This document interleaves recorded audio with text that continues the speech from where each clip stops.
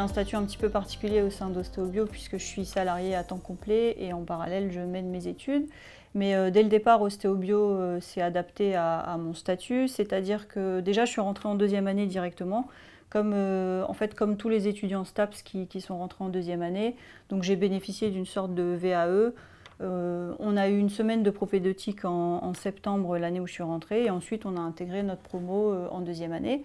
Alors, pour être honnête, moi, il m'a fallu 1 an pour me sentir tout à fait mise à niveau avec nos camarades de promo, parce que même si dans mon cursus initial, j'avais fait de l'anatomie, j'avais fait de la physiologie, déjà, ça datait quand même d'une quinzaine d'années, et puis il y avait quand même des choses qu'eux avaient faites qu'on n'avait pas encore vues.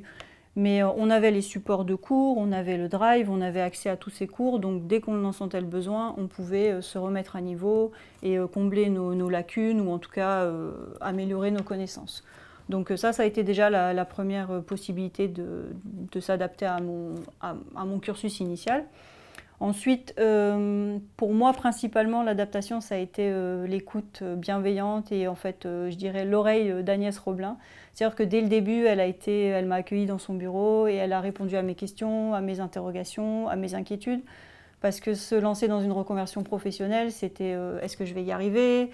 Comment ça va être d'être dans une promo où ils n'ont pas connu la Coupe du Monde 98, ils ont la moitié de mon âge, ça pourrait être mes élèves.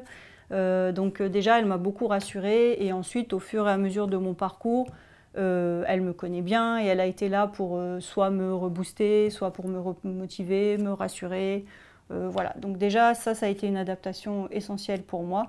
Elle sait même mieux que moi quand il faut que je m'arrête, que je fasse une petite pause et que je prenne un week-end de vacances. Voilà, c'est elle qui sait qui veut aller loin, ménage sa monture.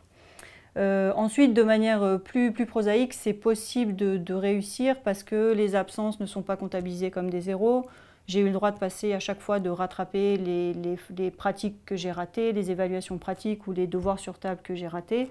Donc bien sûr, il y a une grande part de l'organisation, de l'anticipation de ces choses-là qui reposait sur mes propres épaules puisque j'étais quasiment la seule dans ce cas-là avec les sportifs de haut niveau.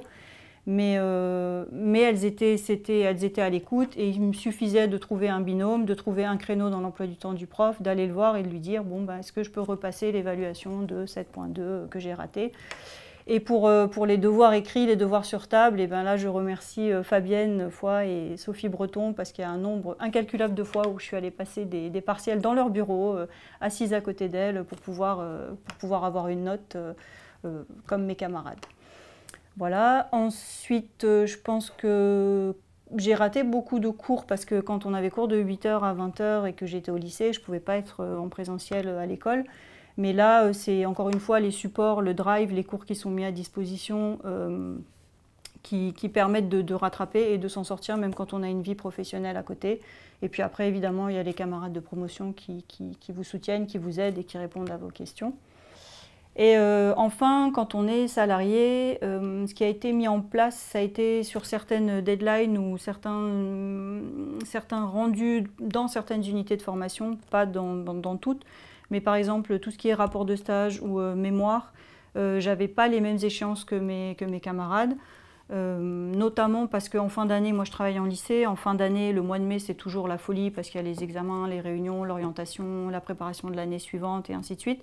Donc en général, je n'avais pas les mêmes échéances que les autres, c'est-à-dire que Agnès Roblin, enfin tout l'enseignement me laissait terminer mon année scolaire sereinement et ensuite je pouvais revenir vers l'école au mois de juin et rendre mon rapport de stage 15 jours après les autres ou 1 mois après les autres et de la même manière, le mémoire de 4e année, je l'ai rendu mi-juin alors que mes camarades ont dû le rendre mi-mai, il me semble.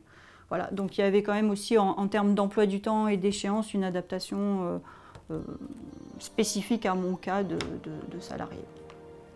Donc c'est possible d'avoir un double emploi du temps.